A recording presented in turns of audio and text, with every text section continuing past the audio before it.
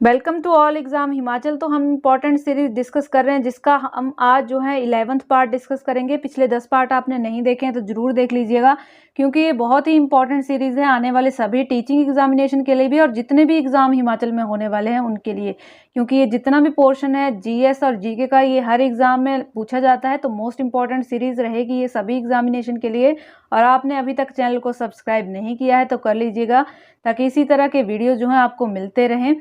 तो आज का हमारा फर्स्ट क्वेश्चन है, कौन से शासकों का सिल्क मार्ग पर नियंत्रण था?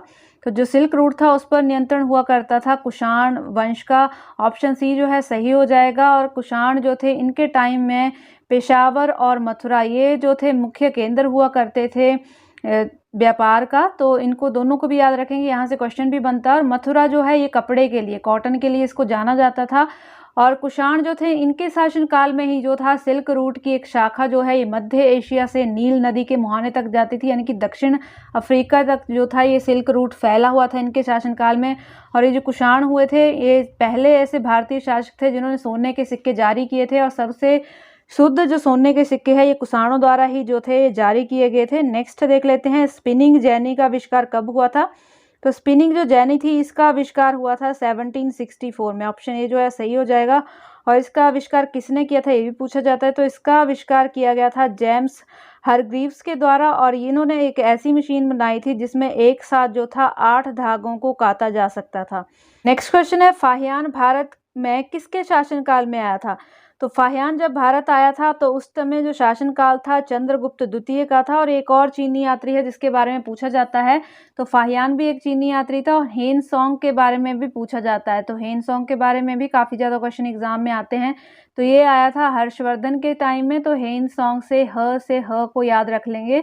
और एक आपको चंद्रगुप्त के टाइम में फाहियान को याद रखना है, तो इजीली आपको याद रह जाएगा। तो फाहियान आया था 629 बीसी में और लगभग 15 सालों तक ये भारत में रहा था। और इसके द्वारा पुस्तक भी लिखी गई थी सीयू की, जिसके बारे में बार बार एग्जाम में पूछा जाता है। तो यहाँ से आपको इतना पता होना चाहिए। नेक्स्ट है, निम्नलिखित में से इनको सुमेलित यानी कि मैच करना है। तो यहाँ से लगभग 4 क्वेश्चन जो हैं वो हमारे इजीली सॉल्व हो जाते हैं। तो ये क्वेश्चन जो है रिलेटेड है 1857 के रिवोल्ट के बारे में ये क्वेश्चन है। यहाँ पर जितने भी ये नेता दिए गए हैं इनके एरिया से आपको इनको मैच करना है कि किस एरिया से कौन से नेता ने जो था इस रिवोल्ट का नेतृत्व किया था। तो यहाँ पर फर्स्ट जो मौलवी हमदुल्ला हैं इनका जो एरिया था ये फैजाबाद का था। तो ऑप्शन सेकंड के साथ इसको मैच कर देंगे। मंगल पांडे के बारे में सभी जानते हैं, बैरकपुर छावनी से इन्होंने विद्रोह किया था।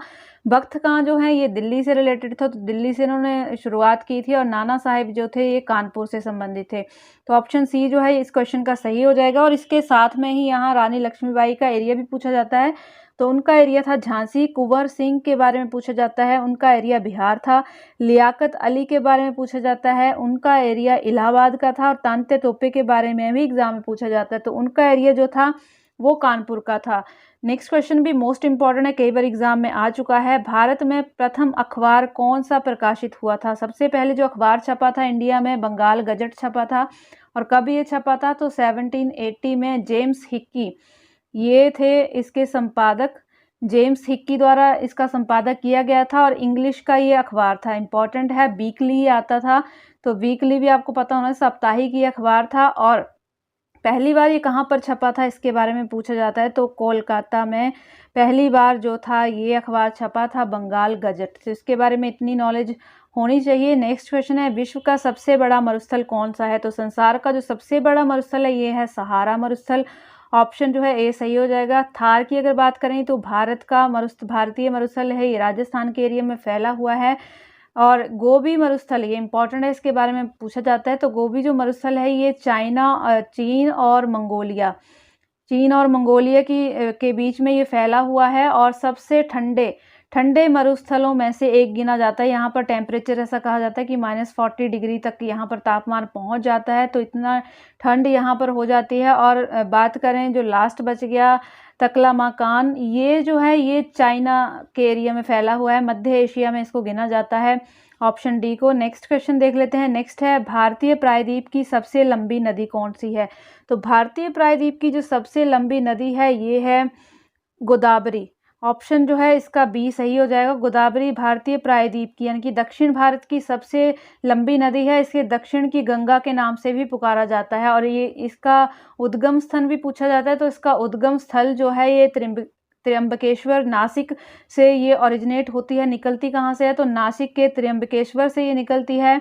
और इसके साथ ही नर्मदा नदी के बारे में हमने कल भी डिस्कस किया था। इस पर बना हुआ है सरदार सरोवर बांध। तो महानदी और महानदी पर बनाया गया है और सरदार सरोवर बांध जो है ये गुजरात में है। तो नर्मदा नदी बेसिकली गुजरात में बहती है। महानदी में जो है ये हीराकुंड बांध बना हुआ है, जो सबसे लंबा बांध है इंडिया का। और ये कहाँ पर बना हुआ है? सबसे ऊंचा भी बोला जाता है, तो ओडिशा में ये बना हुआ है। तो यानी कि महानदी जो है रिलेटेड है ओडिशा से। और कावेरी नदी जो है ये भी बहती है साउथ इंडिया में।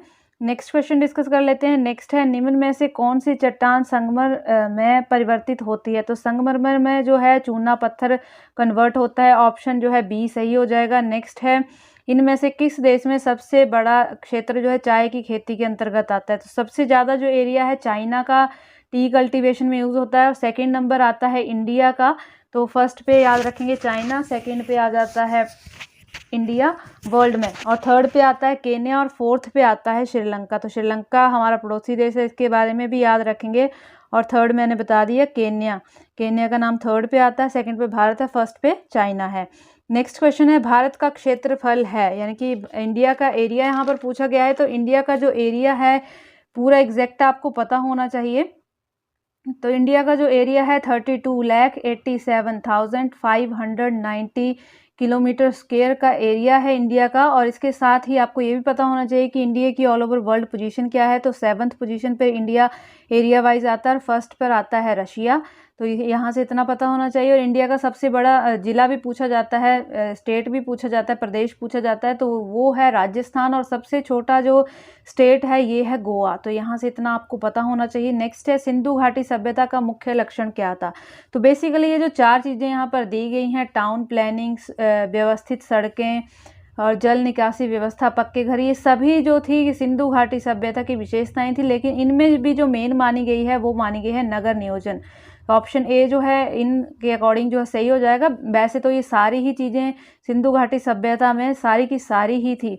और अगर आपने ये टॉपिक अभी तक नहीं देखे तो आप दूसरे चैनल पर जाकर जरूर देख लीजिएगा। वहाँ पर सिंधु घाटी सभ्यता का कंप्लीट चैप्टर जो है अपलोड हो चुका है। और इसके साथ बौद्ध धर्म, चंद्रगुप्त मौर्य, अकबर, जितने भी कुषाण, राष्ट्रकूट, चोल हुए हैं, सारे ही टॉपिक वहाँ पर डिटेल में अपलोड हो गए हैं। और MCQs भी वहाँ पर अपलोड हो चुके हैं। तो आप वहाँ से इनको सारे टॉपिक्स को देख सकते हैं। नेक्स्ट है, आईने अकबरी किसके द्वारा लिखी गई थी? किसके बारे में सूचना देती है और किसके द्वारा लिखी गई है? तो ये सैन्य लेखा जोखा, ऑप्शन डी जो है सही हो जाएगा। सैन्य लेखे जोखे के बारे में ये बताती है। आईने अकबरी जो लिखी गई थी तो अबुल फजल द्वारा ये लिखी गई थी। जो कौन थे ये भी इंपॉर्टेंट है, एग्जाम में पूछा जाता है। तो अबुल फजल जो थे ये अकबर के दरबार में जो 9 रत्न हुए थे उनमें से एक थे।